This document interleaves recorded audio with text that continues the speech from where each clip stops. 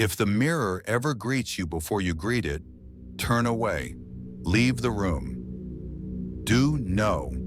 That was how the story always began, whispered in the corners of travel forums that no longer exist, murmured by concierge who refused to make eye contact when the name Peace was. There are things one does not speak of in old Shanghai, not because of superstition, but because words have weight here.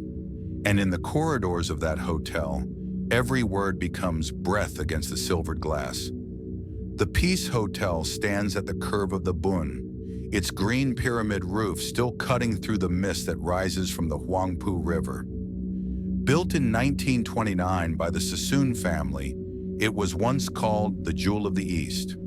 Beneath its chandeliers and marble staircases, diplomats once danced, gangsters made their deals, and jazz filled the air like perfume. But behind every wall that gleams, something darker lingers, a presence older than the building itself. Locals used to say that before the hotel was built, that land belonged to a merchant whose wife died waiting for him. Her spirit, they said, never left the mirror she last touched.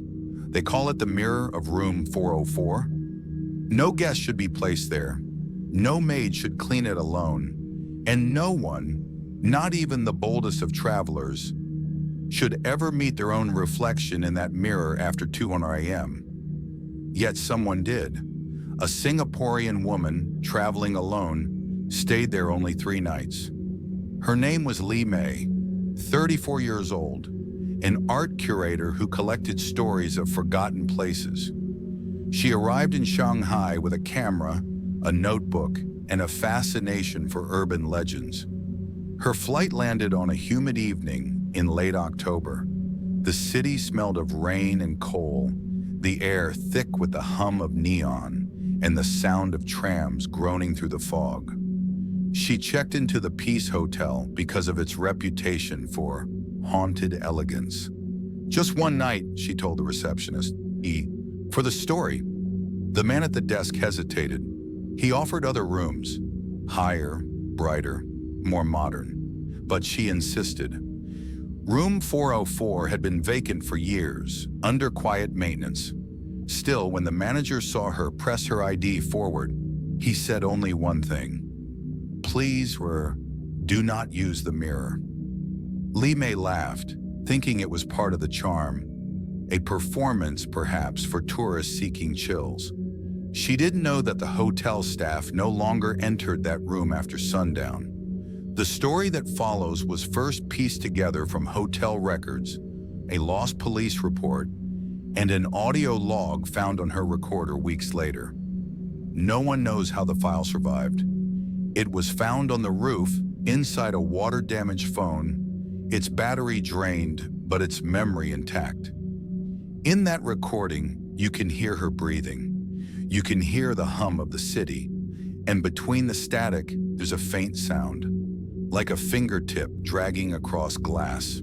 She starts by saying softly, "It's strange. I waved at the mirror tonight, and it waved back just a heartbeat late." After that, she laughs nervously, the kind of laugh that tries to disguise fear. Then the audio crackles and her tone changes. I think it's slower tonight, like it's thinking. Those were her last coherent words on the tape. A week later, housekeeping entered the room after a guest complained of a smell seeping through the walls. Inside, they found the bed unmade, a cup of tea still warm on the table, and a note on the mirror written backward. She's still here. The mirror itself was cold to the touch, though the room was sweltering, and when one of the officers took a photograph of it, the reflection showed not the room, but a woman standing behind him, wearing the same white blouse described in Li Mei's passport photo. The file was marked unexplained, closed by request, but every few years the story resurfaces.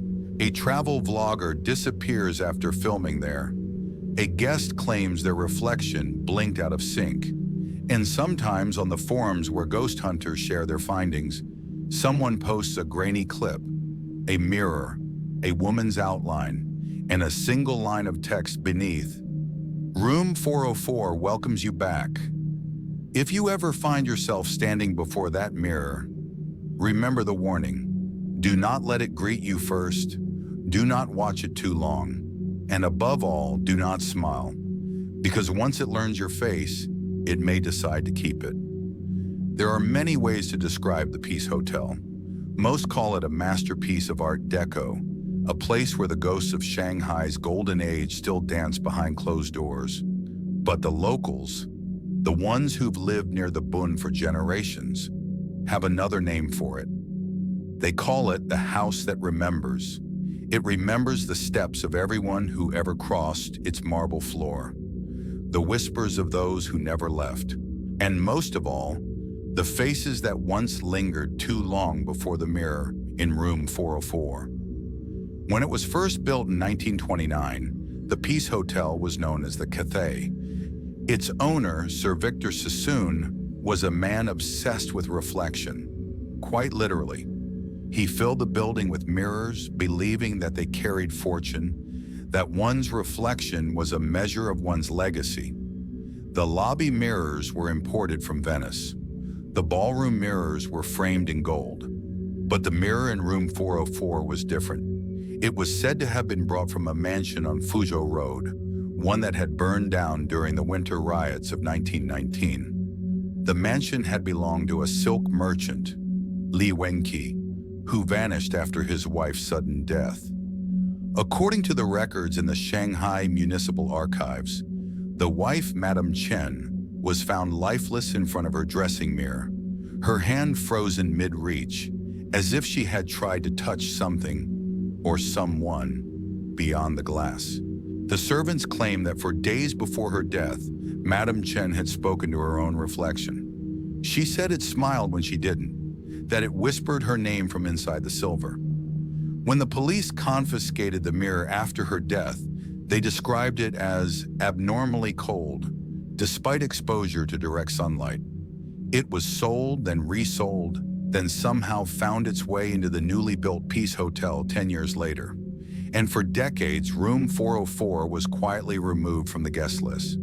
Until the late 1980s, when the hotel reopened after renovation, and the new management, unaware of the story, began to rent it again. Since then, records show that guests assigned to room 404 often requested a change within the first night.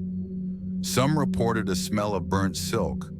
Others heard faint knocking, 3 slow taps from the direction of the mirror.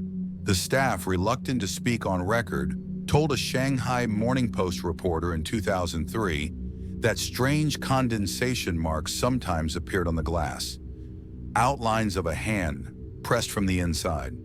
The police report from that year is brief. No mention of the mirror. Only one note scribbled at the bottom in fading ink. The reflection does not align with the source. Recommend sealing room. But they never sealed it. Instead, it became an urban legend. Couples dared each other to book it. Influencers filmed haunted hotel videos in front of that same silver frame. And each time something seemed slightly off. Lights dimming without cause, shadows refusing to move in sync. A sense, impossible to describe, that someone else was breathing through the same skin as you. Li Mei had read about all this. She was fascinated not by ghosts, but by mirrors themselves. How they are both real and not real. How they never lie but never tell the truth.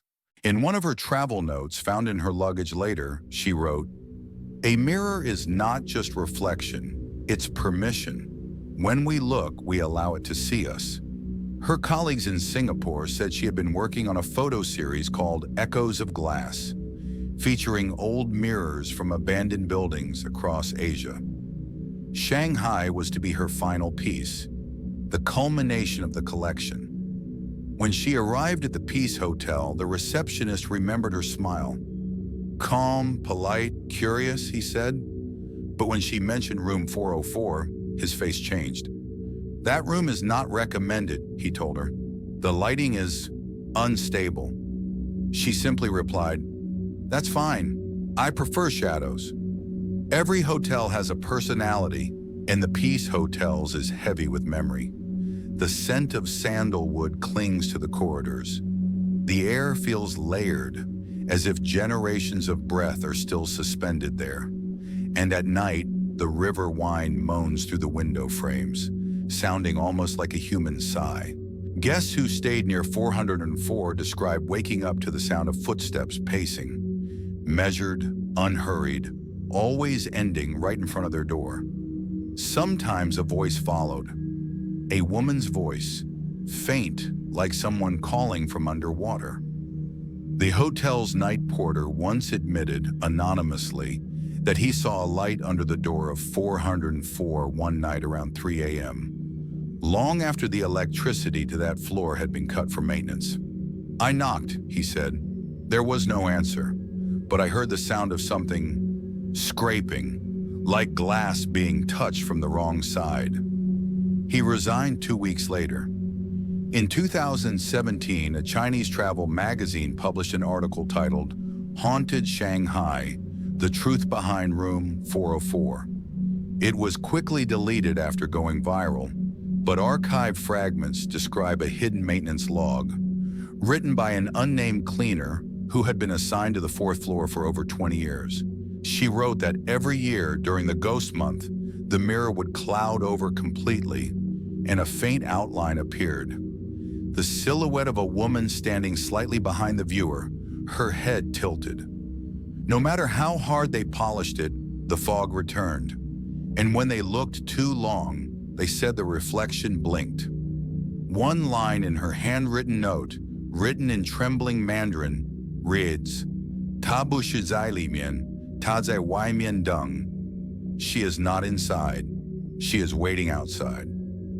When Li Mei checked in, the hotel was quiet. It was late autumn. The river was shrouded in fog, thick as breath. Few tourists came that season. The brass clock in the lobby ticked too loudly. She carried her camera, her tripod, and a small silver pendant. A mirror shard, given to her by her grandmother, meant to reflect misfortune away. She laughed about it to the porter, but the porter didn't laugh back. "It only work," he said, "if the mirror wants you to leave." Later that night, CCTV footage captured her entering the elevator alone at 10:46 p.m. She pressed the button for the fourth floor, looked at the security camera, and smiled, as if posing for an unseen photographer. That was the last moment anyone saw her alive. What happened in the hours after remains uncertain. But the guests in the room opposite, room 403, later told police they heard soft singing around 2 a.m. A woman's voice, humming a lullaby in an old dialect of Shanghainese, words too slurred to decipher. Then came a long pause, and finally a whisper, "Ni Lai Lei, you've come." In the morning, room 404 appeared untouched. No sign of disturbance. Only the faint scent of something metallic in the air, like blood or cold silver. The cleaning staff refused to enter. The manager called the authorities, citing a missing guest. Inside her suitcase, they found her notebook, open to a single unfinished line. "I think it's learning my reflection. Key." The rest of the page was soaked through. Since that incident, room 404 has been quietly sealed again. Officially, it's under renovation. Unofficially, the staff call it the listening room, because sometimes they say, when you walk past its door, you can hear a voice, not calling for help, but whispering softly as if coaxing, "Come closer, I've been waiting." And on rare nights, when the fog from the river seeps into the hallway, the surface of the door itself grows faintly reflective, catching your shape for just a second, even in the dark. When asked years later about the legend, a retired concierge who worked there during the 1990s gave a strange smile. He said, "You can hide a ghost, but you can't hide its reflection." And then, almost under his breath, he added, The woman in the mirror isn't haunting anyone. She's just trying to come home. It began quietly, as most hauntings do. Lee May had always found comfort in solitude. She once told a friend that silence was the only sound that doesn't lie. But the silence in room 424 was not empty.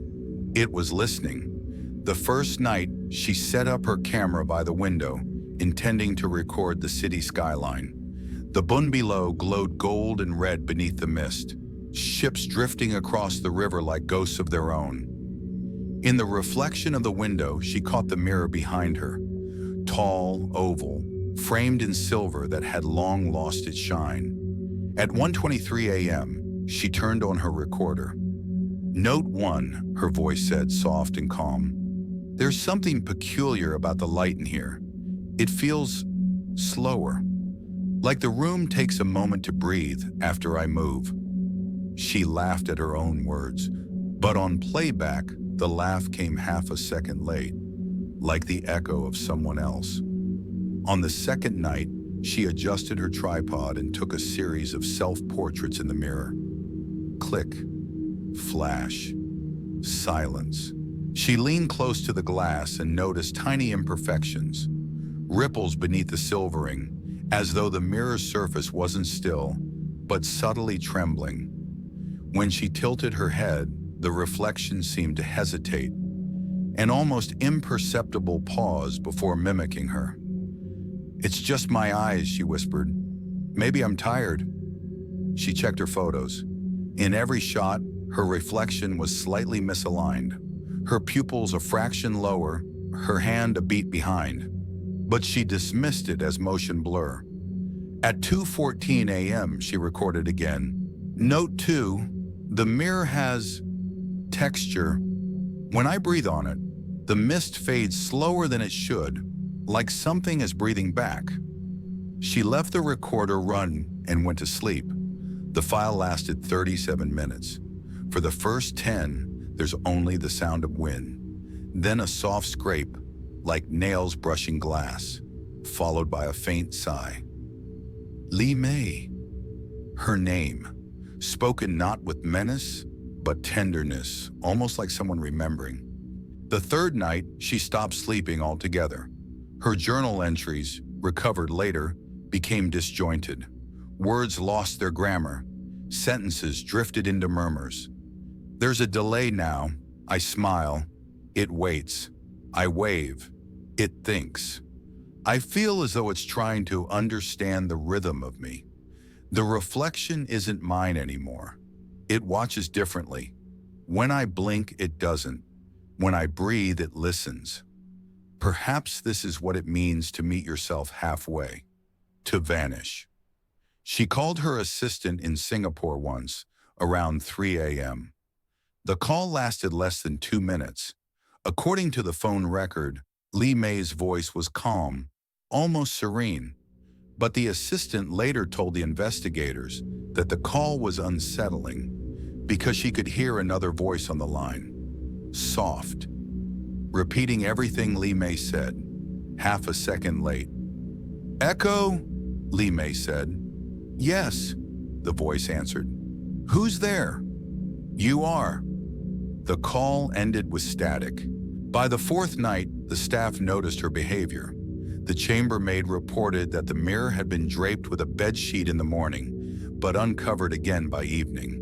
When asked, Lee May smiled and said, "She doesn't like to be hidden." The maid asked who she was. Lee May only replied, "The patient one."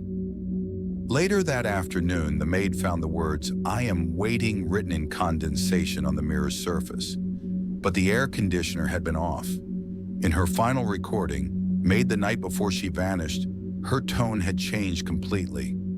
The first 2 minutes are quiet, only the hum of the city through the window. Then, her voice distant, as though she were standing across the room. Note 3. The reflection has stopped following me. I moved. It didn't. It's smiling now. A pause, breathing. Then a whisper, barely audible. It wants me to look longer. The recorder captured a soft rustle, fabric against fabric, perhaps the sound of her approaching the mirror. Then a click, the camera shutter perhaps. Then silence for exactly 9 seconds, and then a new sound. Not her voice, something lower, slower, the same sentence repeated as if from the other side of the glass. Note 4, the reflection has stopped following me. But this time, the tone was wrong, deeper, and behind it, faint laughter as if underwater. When the police later reviewed the footage from her camera, they found it corrupted, but still frames survived. In one, Lee May is standing before the mirror, head tilted, eyes open too wide. In another, she's turned halfway, her reflection facing the camera directly, smiling, though her real face is not. The timestamp on the final image shows 2:46 a.m. After that, the camera lens went dark. The investigators searched her room thoroughly. No sign of struggle, no blood. But on the inside of the mirror's frame, faint fingerprints, reversed as though pressed from within. They sent the prints for analysis. They matched Lee May's, yet the orientation was impossible. Her palms had faced outward, not inward, as if she had reached into the glass, not toward it. A week later, a cleaner found her phone on the rooftop, battery corroded by rain. Inside it, one unsent text message. The recipient field was blank. The message read, "I think I'm on the wrong side." Psychologists who reviewed the case called it a stress-induced dissociation, a tragic case of obsession, isolation, and insomnia. They said the recordings could be explained. Pareidolia, feedback loops, auditory hallucination. But one of the forensic analysts, a young woman from Nanjing, requested a private copy of the audio to examine at home. 2 days later, she called her supervisor in the middle of the night. "The file is different," she whispered. "The pauses, they've shifted. I swear the reflection spoke first this time." Her supervisor dismissed it as exhaustion. She resigned a week later. The Peace Hotel remained silent on the incident. They denied all rumors, refused interviews, and quietly reclassified room 404 as under restoration indefinitely.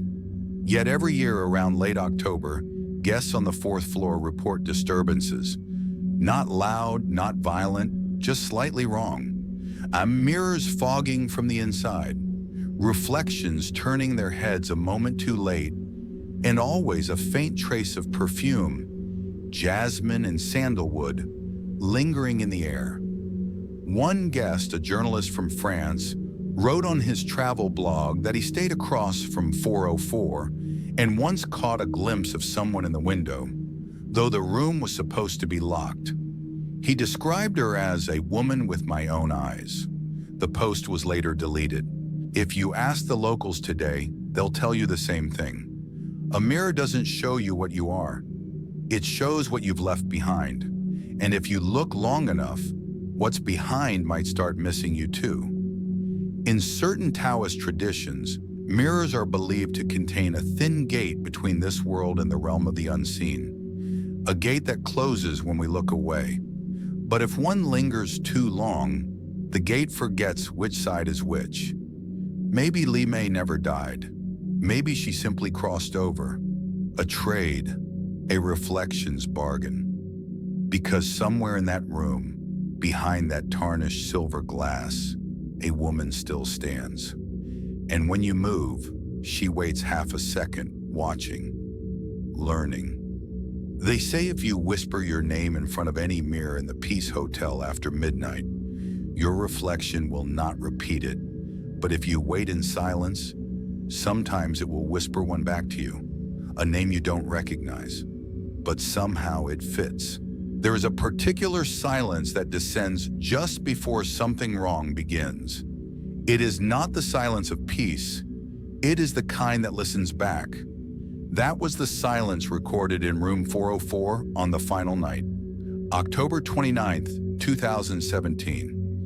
Rain fell in slow, deliberate drops against the windows of the Peace Hotel. The hallways were empty, carpets soaked with the smell of humidity and time. The night porter made his usual rounds.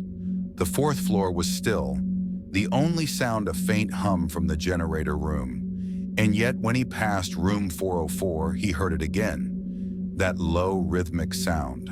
A knock, soft, 3 times. From the inside. He hesitated. No one should have been there. The guest had already been reported missing. The room sealed for investigation. He placed his ear to the door. Silence. Then a whisper. Female. Calm. Please. Let me out. He stepped back immediately, heart pounding. The corridor lights flickered.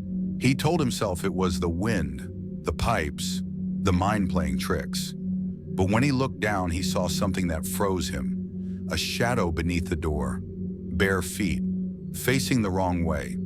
He ran. Later that same night, a power cut struck the entire block.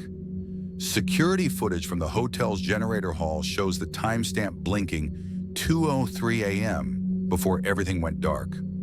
Only the emergency lights remained, dim, golden, like candlelight.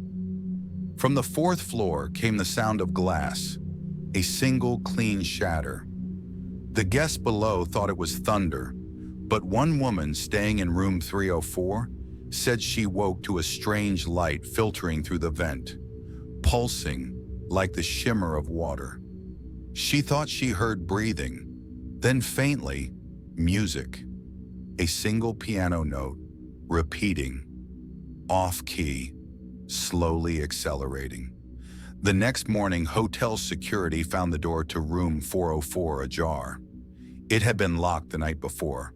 The metal latch was bent outward, as though something inside had pushed with tremendous force.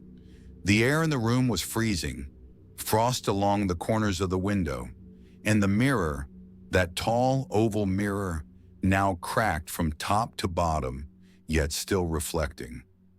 The crack ran through the center, splitting the reflection into 2 halves. On the left, the empty room. On the right, something else. A shape, a figure, a woman standing still, her face turned just slightly away. When one of the investigators stepped closer, his breath misted against the glass. The reflection misted too, but not in sync. It exhaled first. The forensic team took photographs. In several, there appeared faint handprints along the inside of the mirror, smudges in patterns that didn't match any human reach. Too long, too slender, as though made by fingers that had never touched flesh. The official report states, an optical anomaly caused by moisture under the surface. But the technician who developed those photos swore that when he turned away from the negatives, he saw movement in the reflection of the lab window. A woman watching him, smiling faintly, though there was no one else in the room. He quit his job 2 weeks later. That night, the same night of the blackout, a man walking along the Bund swore he saw a woman standing in the top window of the Peace Hotel, her hands pressed against the glass. The window, he said, was glowing faintly from within, though the entire floor was supposed to be without power. She didn't wave. She didn't move. But her reflection in the river below did. It raised its hand. It smiled. And then it turned away. The witness ran. In the days following, the hotel remained closed for electrical maintenance. But strange things began to occur in nearby rooms. Television screens flickering to reveal blurred faces. Phone calls received from unlisted numbers that played only static, and faint breathing. One guest reported waking up to see her own reflection standing beside her bed, watching. Every account different, yet all ended with the same phrase. The reflection moved first. Inside the sealed room 404, a faint scent of burnt jasmine persisted. The air shimmered like heat, though the temperature was near freezing. The mirror, though cracked, never stopped reflecting. The glass refused to dull. When a maintenance worker tried to remove it, he claimed the screws at the back plate had fused with the wall. He tugged once. The glass hummed. He tugged again, harder, and something behind the mirror knocked back. He dropped his wrench and fled. Rumors spread quickly. Some said Lee May's body had been found within the walls, mummified, as if pressed between layers of plaster. Others said the mirror itself had been removed and locked in the hotel basement. But in truth, neither is confirmed.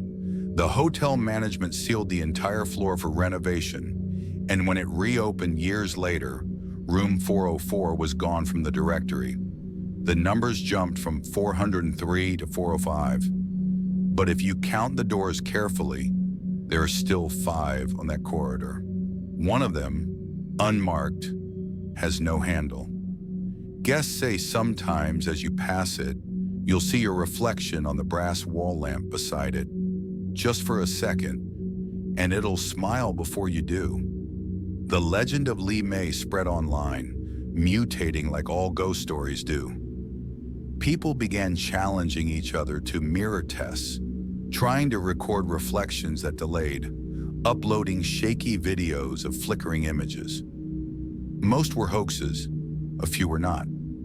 In one viral clip, a man laughs into his bathroom mirror, says, "Do you know me?"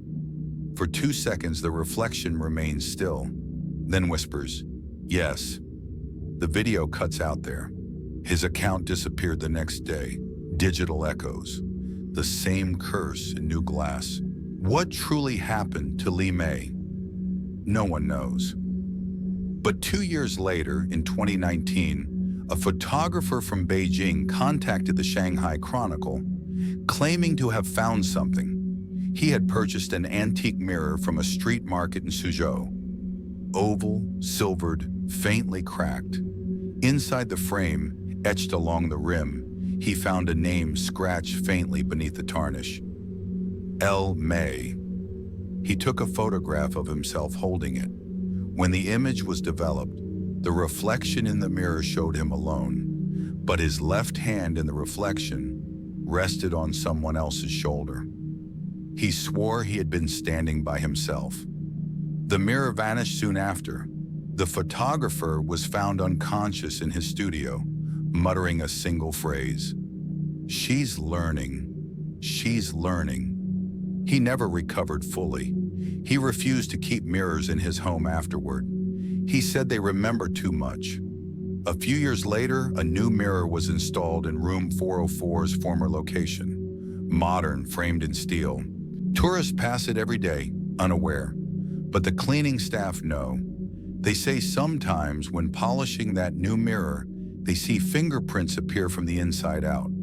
5 small smudges, perfectly placed. One of them swears she heard a woman's voice humming an old tune, soft, melodic, from deep within the wall.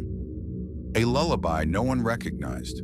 But in the old hotel archives, a single photograph remains of Madame Chen, the merchant's wife from a century ago, sitting before her mirror, hair pinned with a jasmine flower.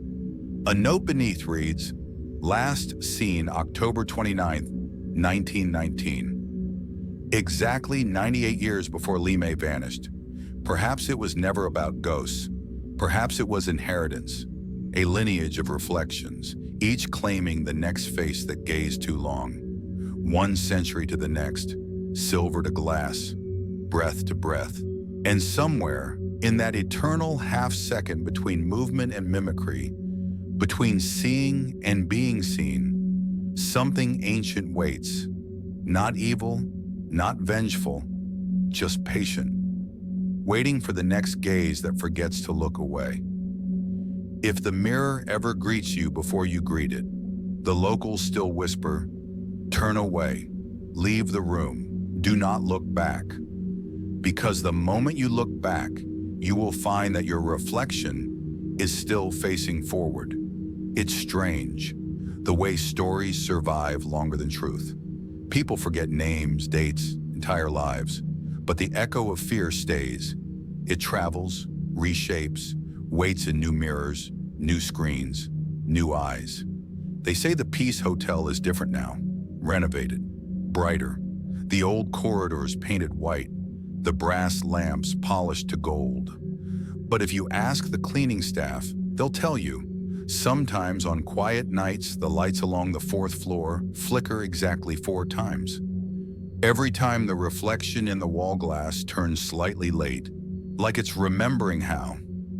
No one dares to count out loud anymore. The journalist who reopened the file, the one whose voice you're hearing, stopped investigating soon after this last tape. He claimed his laptop screen froze one night on the editing timeline. The video player showed his face in the preview window, but he hadn't turned the camera on. He stared for 10 seconds. Then the image blinked. Once. "It looked at me," he said later, voice shaking. "I wasn't looking at it. It looked at me first." He sent the file to the Chronicle archive with a single subject line: "Do not play after midnight." Sound of a faint music box tune, distorted, then silence. There's a concept in old Cantonese folklore, the mirrored breath.